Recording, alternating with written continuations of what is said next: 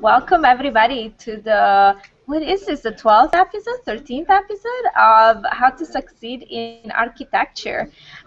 So let me tell you a little bit about the show today. I'm going to start my screen share. And here we go. So today we have with us Rosa Sheng, Anne Fougeron, and Mark LePage for a really exciting episode on knowing our worth as architects. Okay. See here. Okay, so we have a mailing list. If you want to keep up to date with all our webinars and hangouts, make sure to subscribe. It's newsl subscribe.asp. And as always, this is brought to you by Noveg. Noveg is the best way to buy design software. So we have more than 8,000 design software products and over 150 brands for you to browse. We have comparison charts, real people that will answer the phone and answer all your questions. So give us a call and check out our website at noveg.com. Okay, so let's start with Rosa. Tell us a little bit about you, Rosa. Welcome. Thank you. My name is Rosa Sheng, and some of you may know me as the founder for the Missing 32% project as part of AIA San Francisco. I'm also a board of director this year and next year for AIA San Francisco, and I'm a senior associate at Boland Slinsky Jackson Architects. Okay, great. Thank you so much, Rosa. And Mark, tell us a little bit about you. And you've been on the show before, and Rosa's been on the show before as well, but for all the new people here. Sure. Thank you very much for having me, Aurora. I'm Mark LePage. I'm the partner in charge of operations at 5 Cat Studio Architecture, which is a small residential architecture firm in Westchester, New York. It's about 40 minutes north of New York City. And I am also the founder of Entrepreneur Architect, which is an online resource for to inspire small firm architects to build better businesses. And thank you, Mark. And let's see, how about Anne? Tell us a little bit about you, Anne. Well, I'm also delighted to be here today. I'm Anne Fougeron. I'm the principal and sole owner of Fougeron Architecture, so I am an architect practicing in San Francisco now for talk about. It just ages me immediately, and I have a kind of diverse business in which we do residential work and sort of larger scale projects. Great. So I'll get back to you right here. Welcome, everybody. And before we start, I want to make sure that everybody knows here that this is a special episode. Noveg this year is co-sponsoring the Missing 32% Third Symposium, Equity by Design. I'm really excited about this. If you don't know anything about the Missing 32%, where have you been? Yes. It's a group dedicated to women in architecture and to make sure that women are supported in the profession. So Equity by Design is the third in-person event that will take place in San Francisco on October 18th at the San Francisco Art Institute, where I incidentally went to school. It's a great campus, so just that by itself is a good reason to visit. And Rosa here will say more, about everything as we move along. But I want to remind you to check it out. Barbara will post the exact URL on our event page. Check out the missing32%.com and find all the details. Great, thank you. All right. Okay, so let's start with my first question. I want to go straight to the point here. Okay, so I have the toughest question of the day, which is, Mark, Rosa, and Anne, do you know your worth as architects? Who wants to go first? Go ahead, Rosa. Okay, great. I think in a strange way, I always felt that I had worth as an architect, ironically up until the point where I started having children, having a family. You hear about it, but I actually experienced it firsthand. They call it the maternal wall, where you doubt your confidence and your ability to assess your worth. So I think I undervalued myself, on-ramping and off-ramping, into the profession. I think luckily for me that part is over, but I think there's a lot to be learned from that experience that can help other women who choose to go to have families, and they need to go through that experience if they want to stay in architecture. Okay, so you're bringing up a really good point, which is like how your own sense of self might change in life. And I am curious if anybody here, Anne or Mark, if you had a time where you did not value your work very much, or you were uncomfortable with valuing it very much, and then something happened, or you had some sort of breakthrough, and you changed your mind on that. Yeah, I think that, particularly in architecture, because it's a very complex field where there's so much to learn, and you don't know it all the day you start, right? And so I think for a lot of us, at least for me, I sort of feel like it's been a very progressive thing where you learn, and then you do get to a point where you feel like you've got enough acquired knowledge that you kind of understand what you're trying to do with your life. And I think that that's part of it. So I think when I was younger, it was hard to know that, and it was hard to feel where I could carve my place out in the profession. It's a profession that tends to reward the elderly, which probably is good because I'm heading in that category right now. But isn't so great for the young, but it's true. I mean, it takes so long to sort of kind of make your place in that, and so I think sticking it out and still having a sense of where you're trying to get to is a really important part of, I think, feeling good about yourself in this profession. That you understand, give yourself the time, give yourself the patience to get there, because otherwise it can be pretty frustrating. So, yeah, I think that's excellent advice, Anne. Yeah. To give yourself time.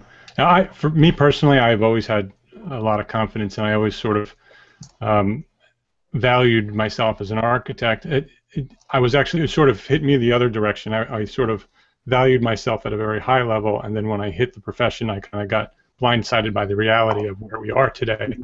And so I sort of had to shift and refocus on my business end of things. Through my community at Entrepreneur Architect, I work with hundreds of architects and to speak with hundreds of architects, and it's a tremendous problem in the profession. Very low confidence level, very low sense of worth as an architect. Very, very undervalued services. I see it every day, and the biggest problem is that they all know it, and they're struggling with trying to figure out ways to fix it. And so I think that's something that we're all working toward, and as social media is a perfect tool for us to be able to use things like this Hangout to teach each other what we know and gain those tools and that confidence and learn the resources we need to know to build better businesses by sharing what we each know. Definitely. So let me just take a moment right here to invite everybody who is watching this live to leave a comment on the event page and tell us if you know what you're worth. And your story, like did something happen to help you along the way? Did you have an insight, or did you always feel like you were definitely worth it as an architect? And let me go back to your point also, Mark, about social media and before, everybody here, before I started the broadcast, we were chatting a little bit behind the scenes, and something interesting came up, which is how confident we all are with advertising ourselves, with self-promotion. And so can we talk about that and sort of this idea of sharing but also promoting yourself, and how, Mark, you've experienced that, especially with your business that helps other architects?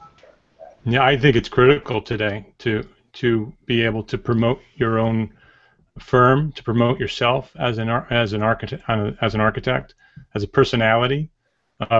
People who hire architects want to hire people, and social media provides us tools for us to get out there and to present ourselves not only from a professional point of view but from a personal point of view. I just came back from vacation, and anybody who follows me knows where I was and what I was doing and what my kids look like and what we were doing, because I share everything I do, and that's really from the entrepreneur architect end of things, which I'm speaking with other architects. But I also I do it less with the architecture, only because I spend my time with Entrepreneur Architect. But architects can do that as well. I did do it for my firm as well. I don't do it as much because of the time I spend with Entrepreneur Architect. But I would recommend that architects do get on social media and share not only their business but share who they are as people, because that's who people want to hire. That's also how you can connect with people. Like, that's how Rosa and I actually connected. That's true. Because whenever it was through Twitter. Yeah. Yeah, me too. I think there's a lot of different ways that you can do this. I mean, we were talking about this earlier because I just spent the weekend with a couple of pretty famous architects from Canada, and their need for social media clearly is a lot less because they're doing really well and they don't have any of that stuff or don't use it much, and they're like, well, I can't control the content, and things get out that I haven't completely read or approved, and I'm like, yeah, pretty much. I mean, that's how it works. People grab stuff and take it off your website and put it in different places. So I think that's you have to get used to that idea that it's not going to be something that you can entirely control all the time, and if you try to, you don't lose. It's also that it's fast, and so that the content that you put out there often has to be fast also and kind of quick, and that if you're trying to write the seminal architectural thesis, probably you don't want to put it on Twitter, and you probably don't want to put it on Facebook because people just don't really want to read it. And there's other mediums for that. There are books or things like that. So I think it's getting used to, as architects, to a medium that kind of, and so the older you are, the harder it is to make that transition. I think for me, who has a firm that's more mixed, who I don't just do single-family homes, I have to be a little bit careful about sharing too much information sometimes because some of my developer clients kind of don't want to know where I went on vacation. You know what I mean? They're like, "What? You were in France again? Aren't you supposed to be working on my job?" So there is I tend to do some of it and not other of it because I just think, I'm not kidding. It's like, "What? You're gone again?" I'm like, "Okay, excuse me." I'm like, so, and I think with residential clients, when you do single-family homes, I think for them it's such a personal business that they do like the personal aspect. Like they like to feel that you're a real person and that they understand the kind of person that you are, right? Definitely. So you have to tailor it a little bit to your business model too, but nonetheless, it is something that we agreed to earlier. If you don't do this in California, Northern California particularly, you will not have a business. I mean, it's just, everybody uses social media for everything, right? So it's the way of the future, at least certainly for us it is. And I only got on Twitter last year. I was on Facebook and LinkedIn, so Twitter was the last frontier for me. But out of necessity to get the message of the missing 32 across and the survey, I embraced it. And when you have a social cause that impacts a lot of people of like mind, you find that those people gravitate towards each other, and it makes for such a powerful, social impact statement to have people band together and have that conversation about these difficult issues and try to work together to solve them. So. And Rosa's an expert Twitter, I can tell you. It just out there. It's great. She is. I've noticed. I'm telling you. I'm like, okay, I should be doing that more. Click. Rosa and Mark, both of them, I think, are really using it the right way. So I have a comment here from the audience, and Neil Barman. Hey, Neil. Says, I feel that I know what I'm worth, but the challenge seems to be convincing potential clients who don't really know what architects do to value what I do. So this brings us to another point, which, a lot of people don't know what you do, essentially, and even the people that hire you. So do you think we need more education? Do you think that's part of the issue here? Absolutely. I think that we were at AIA National yesterday actually talking about this very subject. How do you provide advocacy for the profession, sharing with the society at large what we do, and not make it such a mystery or such a perceived perfect profession, if you will, that we're all perfect artists and we are architects or what have you. Kind of dispelling that and making it more approachable, I think, is the challenge. We even came up with a little crazy campaign slogan, "Got Architecture."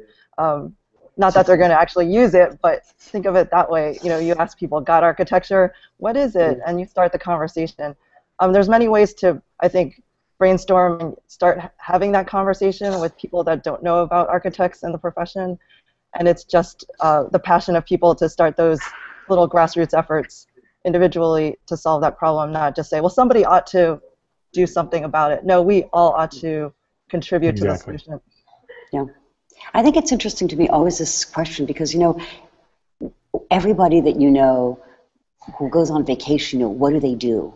They go to look at buildings, right? They go to Rome to look at the old buildings. They go to Paris to look at the old buildings. And then people are like, well, what do architects do? And I'm always like, well, everything that you go to look at on vacation, you take pictures of, and you put up on Instagram, and you love so much. That's what architects do. And it's not that complicated. People undervalue this profession, and yet, it's the tourist's dream, right? I mean, so I think we also have to demystify by being that simple about it. Like, it's not that complicated. We do the stuff now that, 100 years from now, people will go and visit.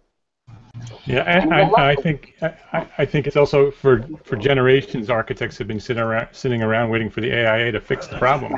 Right. And I'm fully in support of the AIA, but I think it's time for us to each step up and take our own leadership and tell our own stories. And the more we each individually tell our own stories, the more that we'll hit each one of those little pockets who don't know what architects do. We'll all educate them, and the world will know better what we do. Right. And that's why the social media stuff is so powerful that way, because it allows you to do that so much more simply than before you had to either write a book or get in a magazine or whatever, or you had to call everybody you knew. I mean, whatever you were going to do, right? Now you just write a hashtag. Exactly, that's right. Exactly. Now you just have to know how to type on your phone, which I'm still struggling with. So. Okay, so I have here a question and a comment from a member of the media, dear Madsen. So he says, you all raise interesting points about sharing projects, and as a member of the media, I love to see as many projects as I can, and sometimes the print paradigm of exclusivity gets in the way. But in digital, everything seems to be fair game. So where do you find the balance between sharing what's new and saving what's breaking? Yeah, that's right. Yeah, it's complicated. I mean, I can talk to this because we just had this house that we did that got finished, and they got a lot of press, and it got grabbed off of our website. Even the first photographs, which weren't the good photographs, got grabbed. Some of them got grabbed from places I don't even know where they got them from because they weren't even on our website. And yet we also had these publications that wanted to publish the project, and the older publications, print publications, have this thing about, well, we want to be the first exclusive, and you can't, and so one of these publications is in Europe, and so there was this tug of war of like, okay, well, we can release it to this person, but we can't release it to that person, and we can do that. And in the end, I sort of felt like the struggle was not worth it. Like, I was like, okay, forget the print then, and let's just do it all digital, because you can't really control it. Like, once it gets out, it's fictitious. It's like what? So this publication can say it wasn't printed, in Italy, but then it was printed in every other country around Italy. Does it really matter? So I think that's one thing that's really going to change. And I think the controlling, and I think that's it, the controlling of the content is going to be more difficult. So I think if you really want to control the content of the content, then you need to do that, right? And be very careful of what you put out there in terms of how you're presenting the content. But then know that people are just going to grab it and do whatever they want with it. I mean, not do whatever, but they're going to take it and use it and reuse it. And often because blogs and websites and stuff like that are operating on a fairly low budget and don't really write their own content, it's often very important that what you write about your project is really what's going to wind up being on that blog or that website. So be careful about what you write, because very few of them rewrite stuff, right? So that's true. That's a good way to control your own image. That's a really good point. Yeah. So that was a probably have your own. Yeah. Yeah, so let me get us back into the knowing our worth as architects conversation.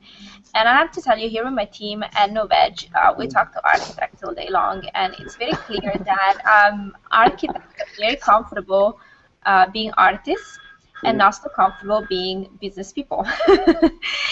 And so I wonder if we can talk about how to change that, and how everybody here watching this can embrace a little bit more of their business, the business side of their business, along with the art. Yeah. I think we have to get used to the idea that it's okay to make money. I mean, after all, the artists that we respect the most, or that we know the most about, or that we see in museums, they're all doing really well. I mean, it's not like Richard. It's not like Richard Serra's out there begging for dollars. You know what I mean? So, I mean, why as architects we sort of feel like we can't be doing as well? I don't exactly understand. I mean, to some extent, at least in a capitalist society, the worth of your product, is related to how well people recognize it and how much they appreciate it and want it, right? So I think that if we can stick to that idea and not feel like that's denigrating how good an architect you are. In other words, you're not a better architect because you're starving, right, necessarily. I mean, you're not a better architect because you're making $100 million either, but if you're recognized as a really good architect that does very well professionally, I really think that that's all what we should be aspiring to. And doing well professionally means that you can stay in business and pay the bills and go on vacation occasionally. To see those buildings you've always wanted to see your whole entire life. You know, so, right? I mean, so I think that that's the stigma, you know, is something that I think is left over for some previous incarnation, and I really don't agree with that at all. Like, there's a stigma about the noble artist, and oh no, Yes. no, I can't make money because then that will take away from my work and, you know, my creativity, which is Right. anything but contrary, I think. I think of it as a balance between, you know, really working and honing on your craft, but also being able to sustain that craft financially and enjoy what you do. You know, all those three things have to work together in harmony, or else you'll be unhappy. You know, if there's anything out of plumb one way or the other, it's really about the balance of all those three things together. Can you say those three and we are a things? service industry, right? Yes. What, Can you sorry? repeat those three things, what those three things are? It's doing meaningful work. It's making a living off of it, and then it's also having the success of the project. You know, whether it's aesthetic beauty or a connection to the client. So feeling recognized. Yes. Yeah. But, you know, and we're a service industry, right? So if we don't get calls from clients who don't seek jobs and get hired, then there will be no product, right? So to some extent, we have to, you know, you have to be able to understand that you get hired by somebody to make something. You don't just make it on your own, or very rarely. So, I mean, part of it is that you have to be part of that economic model, right? So I think just, yeah, and being part of that economic model and being successful at making products means that you also have to have people recognize that you're making them and, you know, and pay you for them. It's just, you know, so. It's also knowing your worth enough to walk away from a client that potentially doesn't value your work. Oh, that's true. Oh my God, yeah. That's hard to learn. You have to get old for that. And cranky. Let's see if I can get Mark in here also to Sorry. share his. I think that I think it starts with the business. Those three things that Rosa is talking about, I think it starts with a strong business. That if you build a strong business, then you have more time to hone your craft and become a better architect. If all you're doing every day is trying to figure out where your next paycheck's coming from, or how to keep your staff paid, you're not spending time on the architecture and becoming a better artist. So I think it needs to start with the business, and then it rolls into becoming better architects and more fulfilling life, and to have a better life in general, because you're making more money and you're more fulfilled, and people know better who you are and what you do. So I think it needs to start with, and I think a lot of the mentality starts in architecture school. I think we're sort of discouraged right from the beginning that if you want to be part of this profession, that money should not be your focus. And I think that's changing. I think the more I talk to students coming out of architecture school and a lot of professors, I think they recognize that as a problem as well. I think that's starting to change. A lot of the architecture programs are starting to weave in some business programs and entrepreneur programs into their curriculum. But I think that it all starts with business, and then everything else sort of is improved by that. So I slightly disagree with this, but. Oh, really? Go ahead, and then I'll say what because I think for me, for example, it starts with Bachelor of Architecture, and my desire to do it kind of fuels then my desire to sort of make my business really powerful and work, right? So it starts for me first with a desire to really do the best buildings I possibly can. That's the way I think, that's the way I operate the business, that's the kind of business that we have. Not that everybody needs to have that business. I think you can find many places for yourself in architecture in many different ways, but I have to say it didn't start with a business. Now, maybe I'd be even doing better if it had, but I don't start that thinking that way. I start thinking about, okay, like I really want to do these buildings, like how am I going to get to do them, right? And then I got to sink my teeth into it. But I mean, the result is the same. In the end, we have to be in business. Different approaches. We have to be doing fairly well. Yeah, exactly. Right. Just what's great about architecture? The important thing is that you did focus on your business. There's so many architects have that same feeling that they become architects because they want to create architecture, and they just push through the architecture and create these beautiful buildings, and they ignore the business, and eventually it catches up with them. No, I agree with that. Yeah, absolutely. No, I that's what I'm saying. In the end, we meet at the same place. You know what I mean? Because if you don't do that, then you're just going to be out of business. That's no doubt about it. So there's a little bit of a conversation going on our event page here. I want to share a couple of points because I think they're important. And so here, you know, Dean Madsen brought up that the public perception is that architects are actually financially successful. I mean, you know, and I personally would tend to agree. I don't think people out there think of architects as people that don't make a lot of money or have trouble, you know, embracing their business side. I think it's usually looked at as a profession that makes a lot of money. I think if you compare with law and medicine, you know, the three professional, the major professional degrees that you need to get, we are, you know, not doing so well. You would never question whether or not you would lower a doctor's fees or a lawyer's fees. Why do people clients insist on trying to lower architects' fees for doing work that basically is health, safety, welfare? You don't want the building to fall down on you. You don't want mold to grow in the building, and you want it to be beautiful, but you don't want to pay for it. Right. I think that's true. So I feel that goes back to the, Go ahead, Aurora. Oh, go ahead, Anne. No, I was going to say, you know, it's true, and I always say this to my clients because they come in and you know, and they don't want to pay for something because the news wasn't very good, like you can't exactly build this building the way you want. And I'm like, okay, when you go see the doctor and he tells you have cancer, you don't pay that bill? I mean, you know, the news isn't always good, you know, and I think in architecture, part of it is that clients always want to, you know, they'll pay you as long as they're getting exactly what they want. Sometimes exactly what they want they can't have, you know, so the more we can recognize that what we provide is a service and we get paid for that service, whatever the outcome of that service is, sometimes high success, sometimes a modified program, a modified success, whatever, I think the better we are off because, yeah, you have to pay for what you ask for. Right, exactly. But we don't get paid as well as doctors and you know, and certainly not lawyers because I see my lawyer's bills all the time and I can right now. First business school as an architect, get a lawyer. Sorry. Well, you know, I think these are all good points, and it goes back to educating the client, where essentially people don't have a clear idea or, you know, perception of what you do. So let me go on to another question I have here, and so. I want to take this time right now to ask Rosa if she can give us a little bit of a preview of the survey, of the missing 32% survey, because I don't, you know, how many months ago was it? It was some time ago, right? You did this survey. That's right. We did the survey in February. And amazingly enough, we had over 2,000 respondents. We had 2,289 people. So it was a resounding cry out that things needed to change, and we're really excited about sharing the results. Most of them at the symposium, but the lucky people that are watching today get to see a little preview, which I'm going to show right now. Awesome.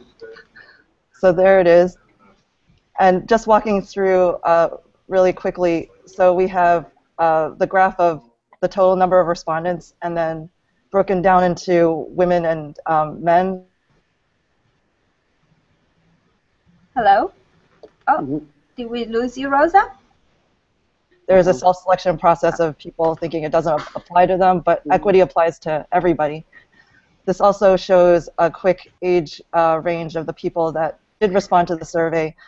The millennials care the most. They're the ones coming into the profession, and then they're going to be the impetus for change, I believe, you know, based on the challenges that they do experience today. And our kind of teaser for today is the question we asked everyone: how do you define success in your career? And maybe we can get people to think about that and maybe write in their answer, and maybe we could do a little follow-up with that as well as a hashtag. But essentially, we asked three different groups. We asked the people still in traditional practice, we asked the people that went off to become sole practitioners, and then we asked the people that had left the profession altogether to go on a different career path. We were really surprised to find out that all three groups, men and women, had the top three responses that were kind of unconventional. So number one was flexibility, work-life flexibility, the ability to control when they did the work, that it was more performance-based, that it wasn't just clocking in hours. and that they had the flexibility to do it whether at home or in the office. Number 2 was significance, personal and professional significance in the project work that they did. The reality is sad in that a lot of people come out of architecture school thinking that they're going to do design. The reality is that they're doing construction documentation, which is necessary, but oftentimes the majority of their time is spent doing red lines and detailing work and not so much using the creative side that they thought they were going to be using. So that was a top answer. And then lastly, most surprising of all was the value of working with a positive, collaborative team and talented team. So we call it working with the A team. People really, in this profession, really want to be with like-minded people that have the same energy and work towards the same goals. All 3 of these answers were above and beyond, significantly above and beyond salary commensurate with job status, job title, things that you would normally think would be a traditional definition of success. So we had 16 answers, and all 3 groups, men and women, picked these as their top goals. What do you guys think?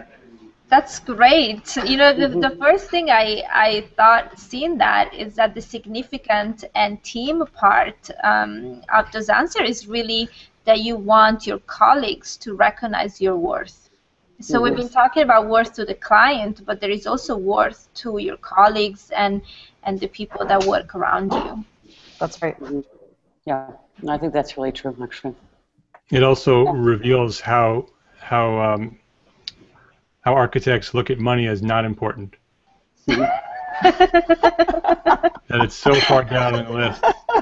I know, that isn't it? We have to change. That's part of the problem. I'm not saying it's the right answer. Yeah, right, exactly. This is what people... Are they really saying that, or are they just saying that? You know what I mean? Interesting. Well, I think, Anne, we're losing you a little bit. Let's see. You are? Oh, sorry. Huh. Yes. Is that better? Now you're coming back. Okay, sorry. I don't know what was going on. Maybe my computer is fading here. No, it's okay. Okay, any other thoughts on the survey, and also people watching it? You know, what are the things you're looking for in your career?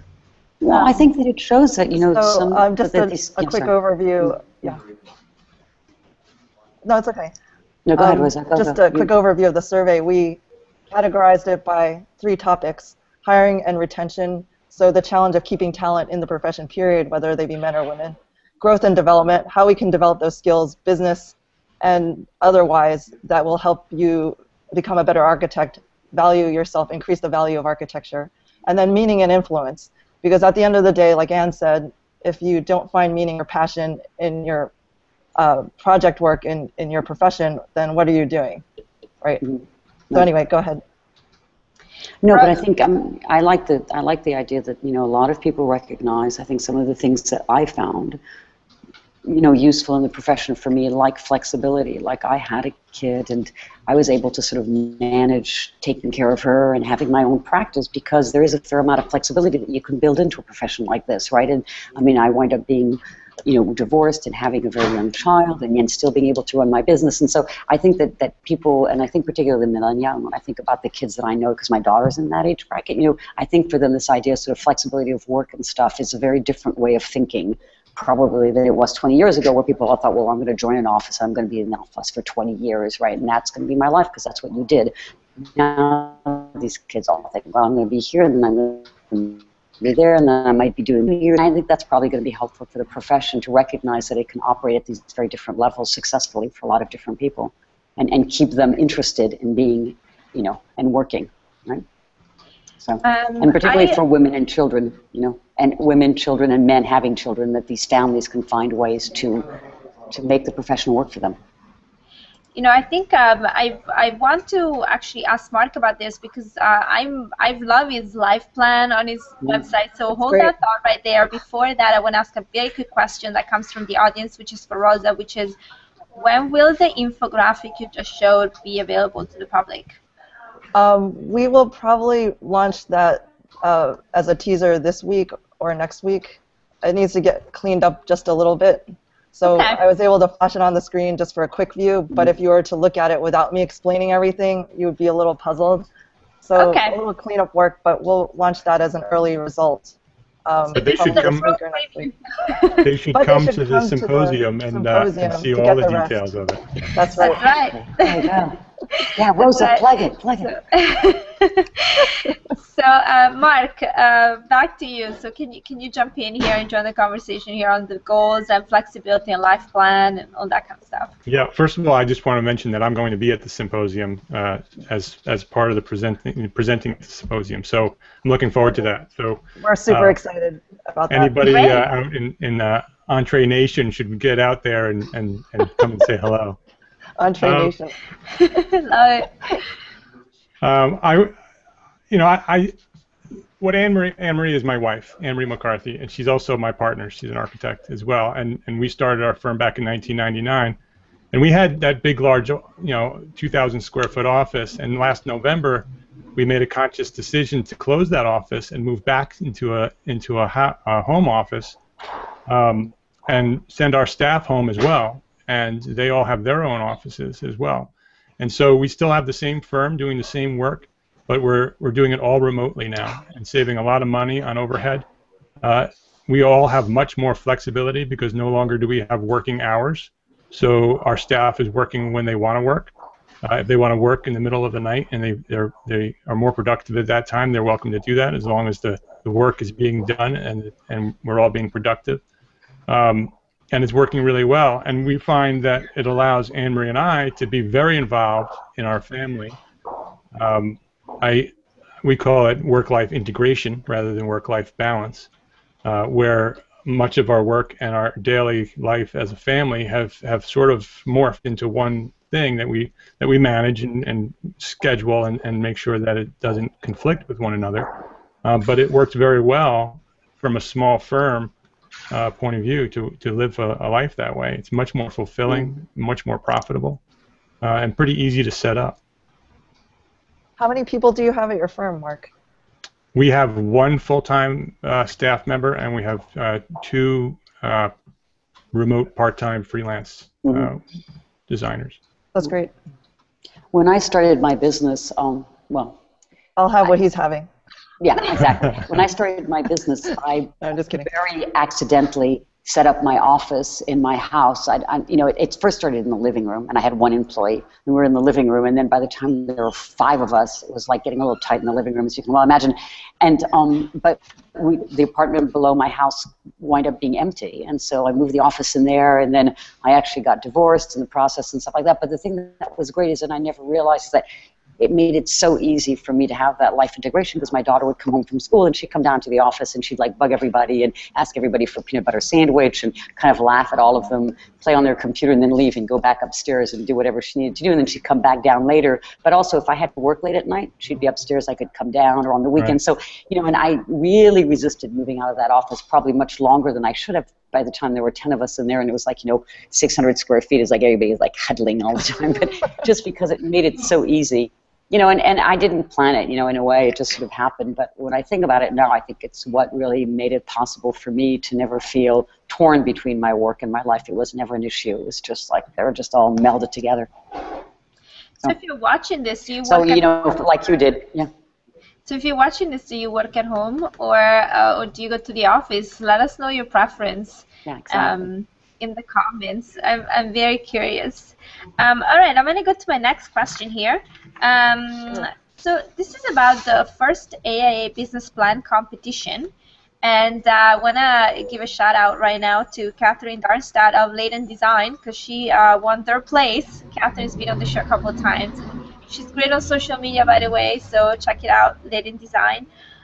So Mark, you were a member of the jury for this business competition, and I'm curious if you saw that ways in which architects are embracing their business side more, and if you saw something that inspired you and you want to share about this experience.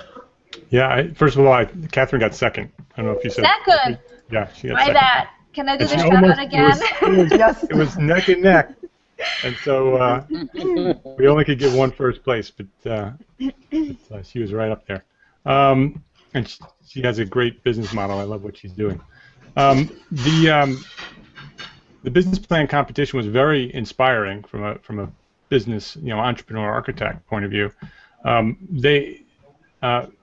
Ostanek, who runs it, he thought he would get maybe 20 people to join and to submit a plan, and over 150 registered, and over 50 actually submitted plans. That's great. And so it was, and they were really, really good plans. There's so many of them were thinking outside the box of traditional firms, which is what I love to explore, the ideas of what can we do as architects outside of the traditional design firm. And a lot of them are pushing those boundaries of what architecture is and what the service, what the knowledge that we have as architects, what can we do with that to provide services to society. And a lot of those business plans were looking at architecture from a different point of view. It was very, very inspiring. Great. Thank you. Anne, is there anything that you've learned in the course of your career, with your business about how to set it up so that it conveys your worth and the worth of your work to your clients? Well, I think that's what we do all the time. I mean, we're always trying to convince our clients that what we do is something that's valuable to them, but also something that we really care about. I mean, I'm a kind of / boutique design firm, right, where what we do is pretty high design architecture at all different levels, and you have to sell that product. Like, you're not going to hire me if you want to do it fast and cheap and bad. I don't do that, right? Now, on the other hand, I don't even do fast that well either. So, but we can do good. We can do pretty good. It's like so you just, and that's what you sell yourself as. You don't lie. I mean, I'm not going to pretend that I'm like the fastest person or the cheapest architect out there, even. But I guarantee you that if you want a really good building, we're going to work really hard with you to make that happen. And again, it's a team, right? It's not just us; it's the team. So I think that that's what we try to keep kind of pushing. That we're a successful architectural firm that will stay in business and do all that stuff. So that's really been for us the big thing, to try to find that and to find a way to talk to that voice while still also, convincing clients that we're very serious business and we're there to make money and to stay in business, and that's also part of it. So we're not just artists who are just going to starve to do their job, right? So it's finding that fine line, because a lot of people sometimes, when they think you're a design firm, they think, oh, well, they'll do anything for free because, that's the way it is in architecture. And we're like, no, sorry, it doesn't work that way. We're not doing that. So you spell out and really embrace what you're worth. And I'm curious from Rosa on the other side, which is the side of employment. Not everybody who's watching this run his or her own firm. What are some of the ways that people can embrace when looking for a job or in their current job to improve their career? How can they embrace their worth? Yes, I think most importantly, what I mentioned before is having that kind of portfolio, that e-portfolio, if you will, online somewhere. Because when you're doing that resume check of that interviewee, if you can't find them, if you're doing your background research, or even as a client trying to find you when you're submitting an RFP for a project, if they can't find anything about you, you're a mystery, you're an enigma, you potentially don't even exist. There's a suspicion, there's so many different candidates coming in and pitching projects. If they can't find out who you are pretty quickly in this kind of information data, inundated age, then you're kind of already left behind at the gate. And then I think once you get into a firm, a large firm, or you start doing projects, building your worth takes time, but it also incorporates the necessity to build trust, not only with the people that you work with. When you say you are going to deliver something, to actually go through with it. If you can't deliver, let people know ahead of time. But also promoting yourself, promoting your strengths, and also being candid about your weaknesses and working in earnest to improve those, on a professional level is important. But having, I think, advocates is something that is less talked about. Advocacy, being champions beyond just mentors, people that are going to look out for you, not just your peers who speak up for you, working with you on a team, but also your supervisors, the project manager, people that have worked with you before on any given project. They're going to speak of you in a way that's going to have lasting effect more than just you saying that you did something. And finally, your client. I think that's the most important of all, is to build that relationship, make that connection with the client beyond just the project. Having that kind of personal connection, I think, that oftentimes happens when you're working on something of significance, such as a major building. You tend to develop a rapport with them, and keeping in touch with them, not just during the project, but after the project, asking them, how is it going? Is it working out? And not just running away and hoping that all the problems stay there. It really helps, because clients that you had 10, 15 years ago, they're still speaking up for me on potentially new projects. They're my references. I can't do the power of that reference is, it's priceless versus me trying to self-promote myself. So advocacy. These are all great points. Okay, I want to ask the audience, I want to remind everybody that we have 15 minutes to the end of the show, so if you have any questions for Rosa, Mark, and Anne, this would be the time to submit it in the comment section, and I will ask all your questions as they come in. I just said that, and here it is. Okay. Here they come. Okay, this is a good. I like this question. Okay, Ataide. I hope I said your name. Al, thank you. Can you please? So this is for all three of you. Can you please suggest ways for beginning designers, architects to evaluate and establish their worth in a given market? That's a good question. How do people go about this in the beginning? Right. Write a blog. I like that. Start a blog. It's true. Start sharing the knowledge that you already have, because we all have knowledge. Even students coming out of architecture have tremendous knowledge that architects may not even have. So if you can get out there and share the knowledge you have through a blog, which you can control what's on it and what's not, you can present some of your own personality in that blog, and so you can very easily show your worth by writing a blog, and do it consistently. Don't just do it every once in a while and when you feel like it. Either do it weekly or every few weeks, but do it on that time consistently, and then you'll start building a following of other architects and other people who are interested in what you're writing, and you'll become an expert in what you're writing about. And I think people may be afraid of blogging because they're more comfortable as visual thinkers and sketchers. And in the same way as sketching is something that you need to hone in on and do every day and get good at, you're not going to be drawing that perfect sketch, as your first page. Blogging is the same way. You're not going to have that perfect blog post every single time. It's a craft. It's working at it, and it's honing in on that skill.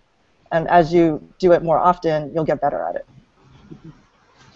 I think, and maybe this is my interpretation of the question, but I think also the question was about how would you calculate how much to ask for. So how do you establish when? I don't know. I mean, but do you think it was a fee question? Is that what you're saying? A fee question, or? I think that that there's two parts, and I think you addressed one part of this question, which is how you establish how to convey your worth. But also, I wonder at the beginning of the career, if somebody is wondering how do you put a price tag, how what would you charge, or what do you ask for? Do you have any resources or ideas on this?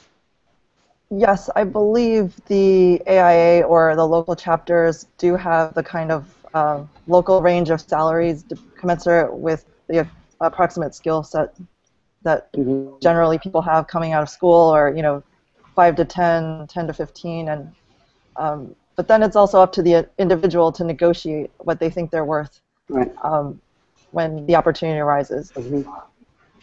Yeah, and I think, a good way, of course, is clearly to find other people who might be, I mean, if you're asking about getting a job at a firm, right, that to find other people who might be working in firms that and to kind of talk about it. I mean, people have a hard time talking about money, but I think if you can, develop those contacts and those resources, you'll get people to share and to sort of talk a little bit about what their experience has been, even older people and how they kind of move through and I think it's, you have to be comfortable, and we talked about this a little bit earlier before the show started, about you have to be comfortable about talking about money. You have to get comfortable talking about money. It doesn't happen right away, but the more comfortable you get about being able to talk about it, and the less you feel like, it's violating somebody's privacy, then the more you can gather information and get a sense of where you belong.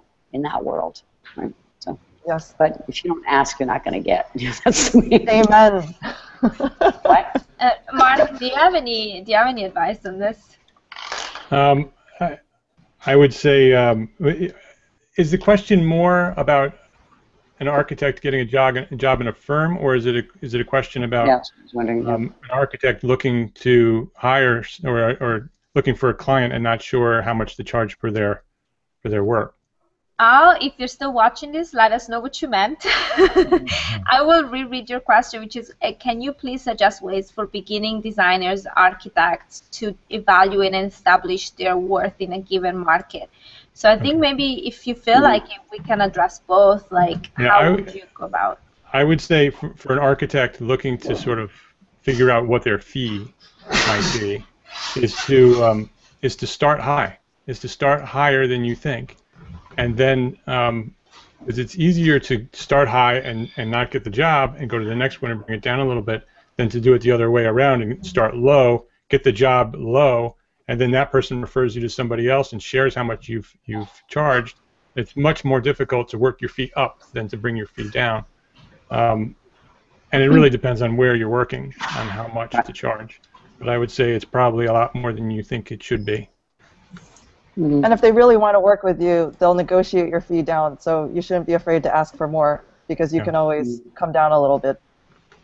You should also know how much you need to run your business. You need to know, from a business point of view, what is your break-even point? How much do you need to pay your bills every month, to pay your staff, to do all the things you need to do, and then add profit to that, which a lot of architects are afraid to talk about as well. But you need a profit in order to have a successful, thriving business. You need to make more money than you need to pay your bills.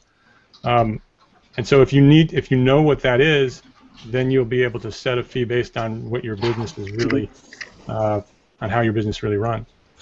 Yeah, you know, from the beginning, we've kept timesheets of our jobs, and so the first job's always the hardest because you have no idea, but you ask around. But if you keep a timesheet of the jobs that you're doing, right, and you count all the hours that you're spending on that job, then the second time around when the job likes it comes around, you can't cheat. Like, you just add up those hours and see where that takes you, and they invariably take you to a higher fee because you spend more time. Now, maybe you're not as efficient when you're starting also, but you're also charging less probably per hour. But so, and we still do that on the jobs, and the timesheets calculate all the money that we spend on every job, like every day for us, and I check that like all the time.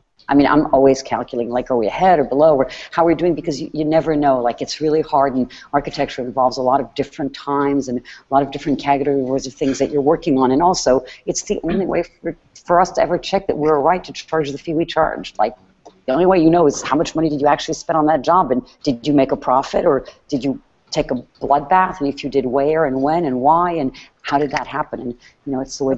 So I think. Yeah, so it's an incremental growth when your first job, but then you'll have 5 jobs, and then you'll really have a better sense of where you're going.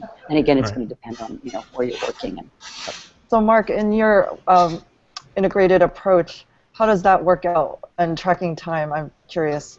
If you're not together with your staff and they're doing the work when they need to do the work, and it's more performance-based. I'm paying. Well, the people who are working hourly are tracking their own time and submitting it to me, and I check their progress on a daily basis. My full-time, who is actually an independent contractor, but he works basically a full-time hour. He does other work as well, but he does basically full-time. And that's a lump sum monthly payment that we pay to. Okay. Thanks. Okay, so I got here, Nicotine, I think his name is, said Mark's comments really hit home. So I think Mark, the keeping track of, calculating everything, and then also keeping track of all the hours. That's the data part here of the equation. Okay, so we have only a few minutes left, and what I would love is sort of a wrap up from each one of you. A quick list of things to learn, do, implement, think about for all the architects watching the show today, to own their worth, communicate their worth, and really be successful. Who wants to go first? Never. I'll go first. All right. I would say the first thing I would recommend to every architect, especially young architects who are just starting out, is to stay debt-free. Is to don't put yourself into debt and spend the rest of your career trying to bail yourself out of it. You're much stronger from a business point of view if you stay out of debt. And so that's the first thing is I would say stay debt-free. I would suggest that you learn the fundamentals of business. Just basically understand how businesses work and how they run. It's not taught in architecture school, so it's something that you need to learn on your own. And then I would say teach others. So the things that you know, the things that you're the expert at, the things that you learn that you didn't know and that you struggled to learn, teach that to other architects so other architects can learn from your successes and your failures. So those are the three things I would recommend. That's great. Thank you. Rosa, do you want to go next? Sure. So number one off the bat is conquering your fears, whether it's being afraid of talking of money, like Anne mentioned, or afraid of negotiating with your client, fear of learning a new skill like blogging. Really try and hone in, make a list of what those fears are, and have that be a bucket list of sorts of how you're going to conquer each one of those fears. And we'll talk about actionable ways on how to do that at the symposium, but we'll also share that afterwards as well, such as collaborative negotiation tools, how to conduct a positive interview, and also how to overcome confidence issues. So, and then the third thing I think would be to promote yourself in a positive way, have other people promote you. That advocacy I talked about is so important. Building your network, getting out there, and by building your network, I don't mean just collecting people on Facebook or Twitter or followers. I mean really getting yourself out there, getting to know the people that you're connected with. They're not just names on a list, they're people. And the power of the connection is so important when you're trying to get work, when you're continuing to get work, when you're needing references, in tough economic climates. Those are the people who are going to be there for you. That's great. And Anne, your turn. I think, and I'll talk from, I guess, as a kind of woman architect, probably more so, but because, I have my own firm, so I represent like 4% of the architectural firms in America, I think. So, so I think for me, it's what it is that you want to get out of this profession in a way. I mean, and it's going to change. It's an evolving thing, but have a mission that you're kind of trying to establish. Like, and what do you want to do in this firm? And even like, do you want to do big work, small work? Do you want to work on your own? Do you want to work in an office? And again, as I said, these things may change over your lifespan, but at least establish what your goals are and then figure out how those goals, who can help you achieve those goals. And I think that that's a really important thing, because it's easy, I think, in this profession, among other things, is to begin to believe that other people's goals are yours, and to think that their goals somehow, and a lot of them are kind of male-dominated, let it be said, are your goals, and they're not necessarily. So if you can find your own voice, I always encourage people to find their own voice, whatever it is, and then pursue that own voice. And I agree with all the other things that you're saying. I mean, find people ahead of you who have done this. Talk to your friends and your peers. I mean, seek out advice. The biggest thing that I always say, and I still say this in the office, if you don't know something, find somebody who knows the answer and ask them and ask them questions. Get the questions, and all of that I think will get you through the profession much faster in a more fluid fashion, and thinking that you have to kind of reinvent the wheel each time. And then if you're going to set up your own business, get a bookkeeper. Immediately. I mean, set it up so it's a serious business, like that you understand, because you can pretend you're making money, you can pretend a lot of things if you're not really paying attention, I'm telling you. There's nothing like somebody sending you a profit statement at the end of the month to really show you where you're at, so treat it like a business, do the simple things and business stuff, and it'll open up your eyes to a lot of things, It really will. Right. That's awesome. That's awesome. Yeah. Okay.